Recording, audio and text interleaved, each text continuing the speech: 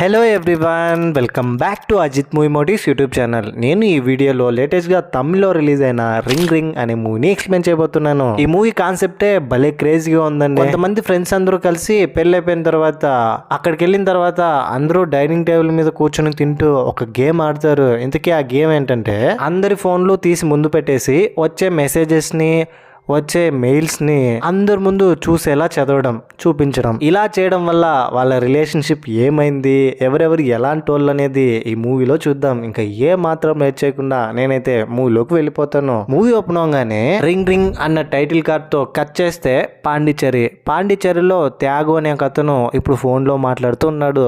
అది కూడా 45 years ఆంటీతో 2-3 సంవత్సరాలుగా ఫోన్ లోనే మాట్లాడుతున్నాను, ఒక్కసారైనా నీ ఫోటో కొంచెం గ్లామరస్ గా హాట్ గా పంపించవా అంటే అలాంతా పంపించడం కుదరదు అని చెప్తుంది. దాంతో త్యాగు ఇంకొంచెం రిక్వెస్ట్ చేస్తే ఈ రోజు రాత్రి 11 గంటలకు పంపిస్తానులే అని చెప్తుంది. త్యాగు భార్య పేరు శైలజ. ఇదిగో ఈమె. ఇప్పుడు త్యాగు అండ్ శైలజ వీళ్ళిద్దరూ శివ అనే ఒక ఫ్రెండ్ వాళ్ళ బర్త్డే పార్టీకి వెళ్తున్నారు. శైలజ కొంచెం హ్యాపీగా రెడీ అయ్యి మేకప్ అయి ఉంటే త్యాగు దీన్ని చూసి మొత్తం బాగానే ఉంది కానీ కొంచెం మేకప్ ఎక్కువైనట్టుంది అని చెప్తాడు. త్యాగు వాళ్ళ అమ్మ కూడా సేమ్ డైలాగ్ చెప్పడంతో, ఏమండి మీరేమైనా అనండి నేను భరిస్తాను, కానీ మీ అమ్మకి నా మీద ఏ అధికారం ఉంది నన్ను ఇదంతా అడగడానికి అంటే, మా అమ్మ కొంచెం ఓల్డ్ జనరేషన్ కదా, ఈ మేకప్ ఇదంతా మా అమ్మకి నచ్చదు అందుకే ఇలా చెప్తుంది అని చెప్తాడు శైలజ దగ్గర. ఇంకోవైపు శివ వాళ్ళ భార్య పేరు పూజ. ఇప్పుడు శివ బర్త్డే కావడంతో మొత్తం అందరు ఫ్రెండ్స్ని ఇన్వైట్ చేస్తున్నాడు. కదిర్ కూడా ఫోన్ చేస్తాడు. కదిర్ ఇప్పుడు ఒక అమ్మాయితో ఇంటిమేట్ అయి పడుకుని ఉంటే మార్నింగ్ అయిపోతుంది. మార్నింగ్ లేవగానే బయట డోర్ ఎవరో తడుతున్నారు. బేబీ బయట నుంచి ఎవరో డోర్ తడుతున్నారు, వెళ్ళి చూడవా అని కదిర్తో అంటే, కదిర్ వెళ్ళి చూస్తే అక్కడ వచ్చింది కదిర్ ఎక్స్ గర్ల్ ఫ్రెండ్. తన పేరు జెన్నీ.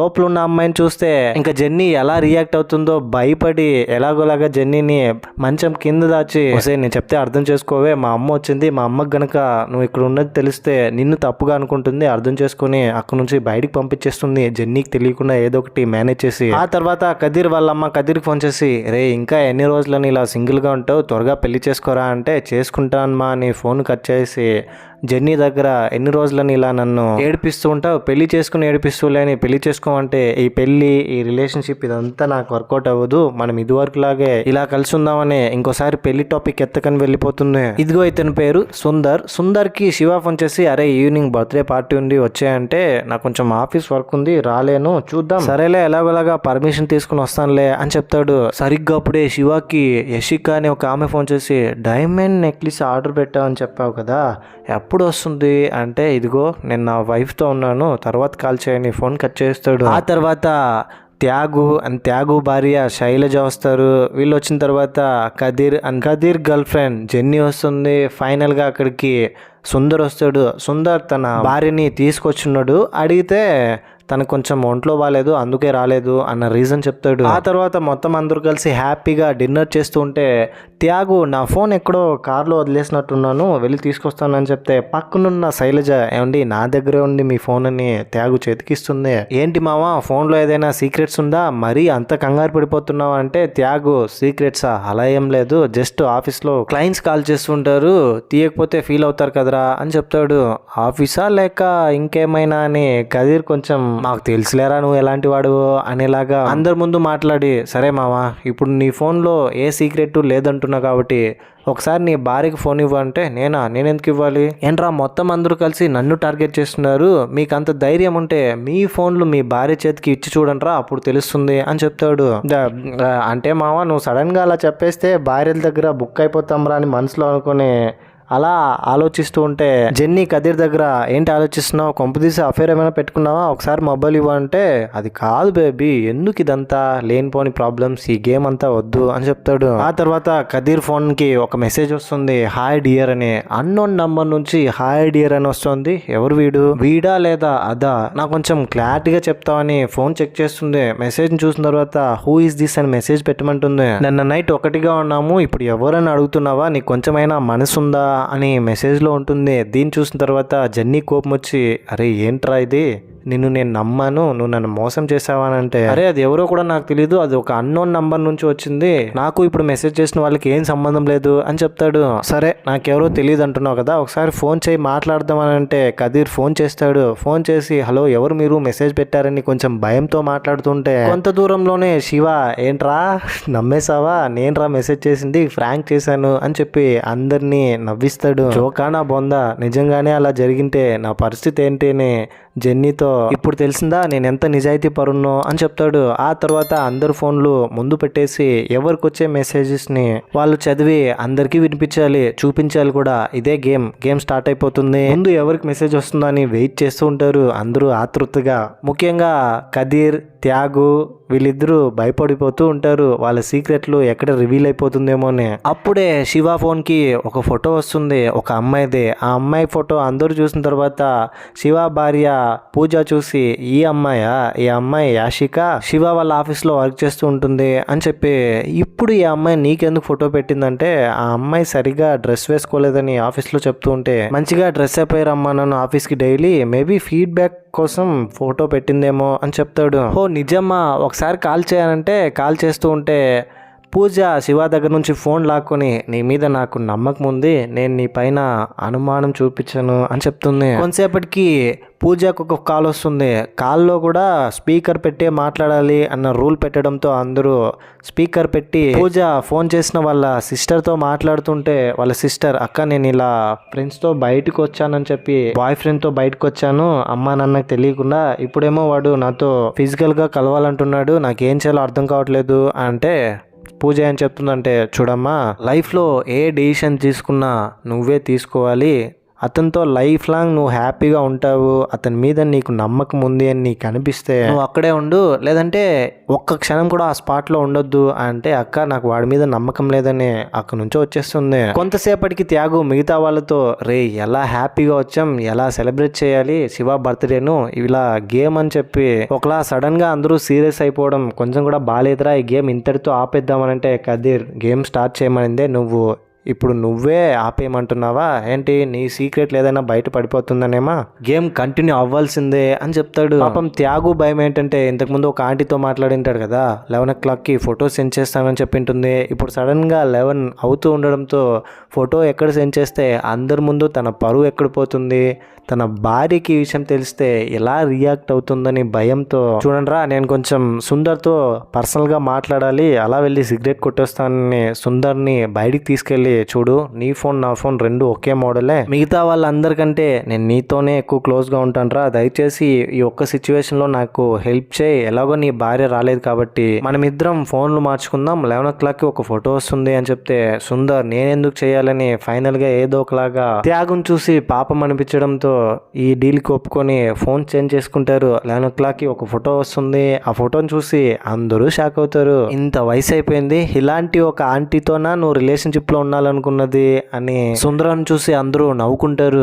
కొంతసేపటికి సుందరం ఫోన్ కూడా ఒక మెసేజ్ ఉంటుంది. సుందరం ఫోన్ ఇప్పుడు త్యాగు దగ్గర ఉంటుంది కదా, త్యాగు భార్య శైలజ తీసుకుని ఫోన్ చెక్ చేస్తే అందులో కూడా హాయ్ బేబీ నేను నిన్ను చాలా మిస్ చేస్తున్నాను రా అని ఉంటుంది. దీన్ని చూసిన తర్వాత ఎవరు అని అడిగితే త్యాగు ఆఫీస్లో ఒక అతనులే బాగా తాగేసి ఉంటాడు, అడిగిన డబ్బులు ఇవ్వకపోవడం వల్ల ఇలా నాతో బిహేవ్ చేస్తుంటాడని మేనేజ్ చేయడానికి ట్రై చేస్తాడు. ఇంకో పక్క సుందరం ఏమో భయపడుతూ ఉంటాడు. దాంతో నన్ను వదిలేసి వేరొకరితో ఎంజాయ్ చేస్తున్నావా అని మెసేజ్ రావడంతో ఒక అబ్బాయి ఇంకొక అబ్బాయితో ఎంజాయ్ చేస్తున్నావని ఎందుకు అడుగుతాడు, ఒకవేళ నువ్వు గేనా అని మొత్తం అందరూ త్యాగుని క్వశ్చన్ చేస్తారు. నేనెందుకు అలా అవుతాను రా, చిన్నప్పటి నుంచి నన్ను చూస్తున్నారు కదా, అయినా నువ్వేంటే నాకు నీకు ఒక కొడుకున్నాడు కదా, నువ్వెందుకు ఇలా అడుగుతున్నావు అంటే ఏమో ఇప్పుడు మారిపోయి ఉండొచ్చేమో అలాగా, నాకు మాత్రం ఏం తెలుసని శైలజ బాగా ఎమోషనల్ అయిపోతుంది. వీళ్ళందరూ తప్పుగా మాట్లాడుతుంటే సుందరం కోపం వచ్చి అవును నేనే గే, మేమిద్దరం ఫోన్ మార్చుకున్నాం, కావాలంటే నేను నాకు ఎవరైతే మెసేజ్ చేశారో వాళ్ళకి ఫోన్ చేసి మాట్లాడతానని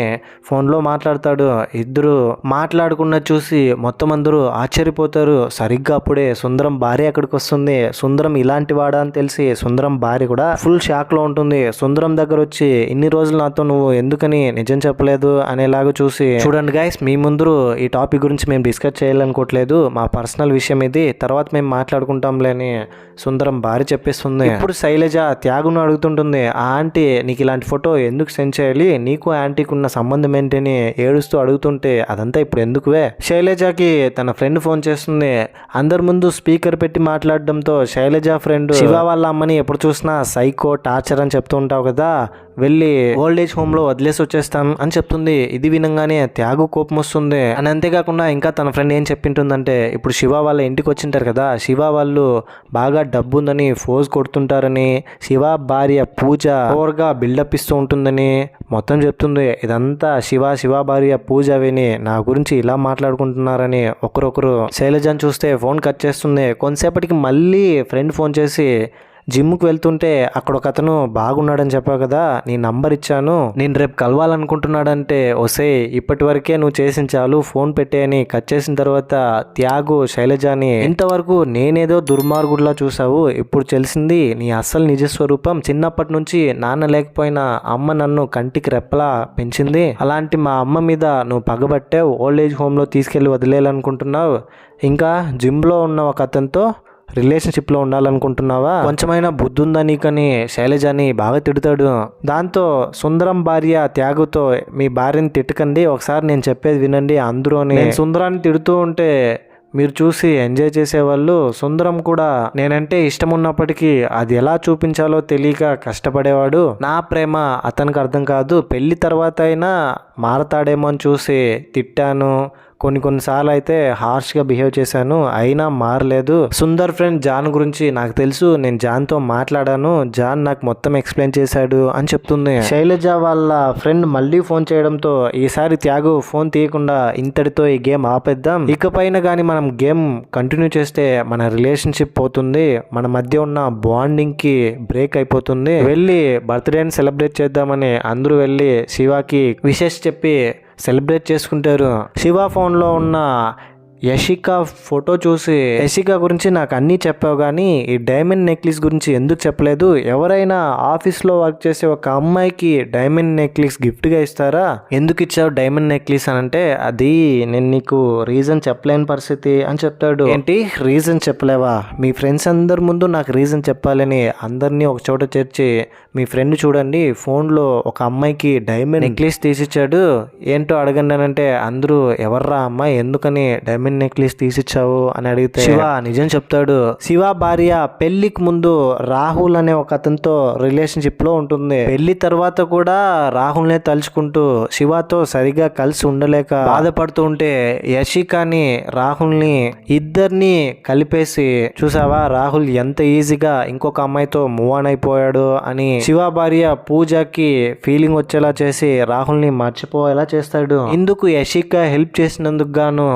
డైమండ్ నెక్లెస్ని గిఫ్ట్గా ఇచ్చింటాడు. ఇదంతా చెప్తే శివ భార్య పూజ ఫుల్ ఎమోషనల్ అయిపోతుంది. పెళ్ళైన కొత్తలో శివ ఎంత బాధపడింటాడు, శివాన్ని నేను అవాయిడ్ చేస్తూ రాహుల్ గురించి ఆలోచిస్తూ ఉంటే అని. కదిర్ గర్ల్ ఫ్రెండ్ అక్కడికి వచ్చి కదిర్తో పాటు ఉన్న జెన్నీని చూసి, ఎవరు బేబీ, ఎవరి అమ్మాయి నీతో కలిసి ఉంటుంది, నీ చేయి పట్టుకుంటుంది అని అంటే, బేబీనా ఇదేవరు అసలు అని జెన్నీ అంటుంది అమ్మాయిని చూసి. ఓ ఏంటి నా గురించి చెప్పలేదా, మేమిద్దరం ప్రేమించుకుంటున్నాం, ఇప్పుడు లివింగ్ రిలేషన్షిప్లో ఉన్నాం, మేమిద్దరం పెళ్లి చేసుకుంటామని అంటే జెన్నీ కోపం వచ్చి, నిజమా కదిర్ అని కదిర్ని క్వశ్చన్ చేస్తే కదిర్కి ఏం చెప్పాలో అర్థం కావట్లేదు, ఇద్దరు కాలర్ పట్టుకుని నిజం చెప్పమంటున్నారు. కొంతసేపటికి కదిర్ ఏదైతే అది అయిందని, నువ్వు నన్ను వదిలేసి వెళ్ళిపోయిన తర్వాత నేను ఈమెతో డేటింగ్ చేశాను, ఒకరోజు ఆమెతో కలిసి ఉన్నాను, ఐఎమ్ సారీ, కానీ నా మనసులో ఇప్పటికీ నువ్వే ఉన్నావని జెన్నీతో చెప్పి ఆ అమ్మాయిని అక్కడి నుంచి వెళ్ళిపోమంటాడు. నేనేదో మత్తులో అలా చేశానని బాగా తాగుండడం వల్ల. దీంతో ఆ అమ్మాయి కోపం వచ్చి కదిర్ని కొట్టి ఇంకెప్పుడు లైఫ్లో నీ మొహం చూపించకని వెళ్ళిపోతుంది. ఆ తర్వాత ఎలాగోలాగా జెన్నీని కన్విన్స్ చేసి మళ్ళీ అతనితో మాట్లాడేలా చేసుకుంటాడు. పెళ్ళి కూడా ఒప్పించేస్తాడు. ఫ్యూచర్లో వీళ్ళిద్దరూ పెళ్లి చేసుకుంటారు. ఇంకోవైపు ఇంటికి వెళ్ళిన తర్వాత త్యాగు వాళ్ళ భార్య శైలజాని త్యాగు వాళ్ళ అమ్మ ఇంత లేటా రావడానికి అంటే, చూడమ్మా ఇక నుంచి నా భార్యని అనవసరంగా తిట్టుకు, మేకప్ వేసుకుంటే వేసుకొని, అది తన ఇష్టం, తన ఆనందం కోసం వేసుకుంటుంది, నీకేం ప్రాబ్లం లేదు కదా అని. అక్కడ నుంచి లోపలికి వెళ్తే శైలజ చాలా హ్యాపీగా ఫీల్ అవుతుంది. ఫస్ట్ టైం తన భర్త రెస్పాన్సిబుల్ గా బిహేవ్ చేశాడని. సుందర్ అండ్ సుందర భార్య వీళ్ళిద్దరూ కలిసిపోతారు. సుందర్ అలాంటి వాడని తెలిసినా కూడా సుందర్ భార్యకి సుందర్ మీద అపారమైన ప్రేమ ఉండడంతో అతనితోనే ఉంటుంది. అండ్ ఇటు బర్త్డే బాయ్ శివ భార్య పూజ వీళ్ళిద్దరు కూడా అప్పటి నుంచి హ్యాపీగా ఉంటారు. ఇంతటితో ఈ మూవీ అనేది ఎండ్ అయిపోతుంది. ఈ మూవీపై మీ ఒపీనియన్ ఏంటి, నా ఎక్స్ప్లెనేషన్ మీకు ఎలా అనిపించింది అనే దాన్ని ఏదో ఒకటి కింద కమెంట్ బాక్స్ లో తప్పకుండా నాతో షేర్ చేసుకోండి. అన్నట్టు ఇంకో విషయం, మీ ఫ్రెండ్స్ అందరూ కలిసినప్పుడు ఇలాంటి ఒక గేమ్ ఆడాలనుకుంటున్నారా మీరు? చాలా డేంజరస్ అండో ఈ గేమ్. మూవీలో చూపించినట్టు అంత ఈజీగా కలిసిపోరు. గేమ్ ఆడిన తర్వాత ఫేస్ చేయాల్సిన కాన్సిక్వెన్సెస్ చాలా ఉంటాయి. దానికి రెడీగా ఉన్నామంటే ఆడండి. ఎనీవే, ఇలాంటి కైండ్ ఆఫ్ మరిన్ని మూవీ ఎక్స్ప్లెనేషన్ వీడియోస్ కోసం మన ఛానల్ని సబ్స్క్రైబ్ చేసి బెల్ ఐకాన్ క్లిక్ చేసేయండి. ఇంకో ఇంట్రెస్టింగ్ మూవీతో మీ ముందు ఉంటాను. అంతవరకు సేఫ్గా ఉండండి, నవ్వుతూ ఉండండి, నవ్విస్తూ ఉండండి. Thank you. జై హింద్.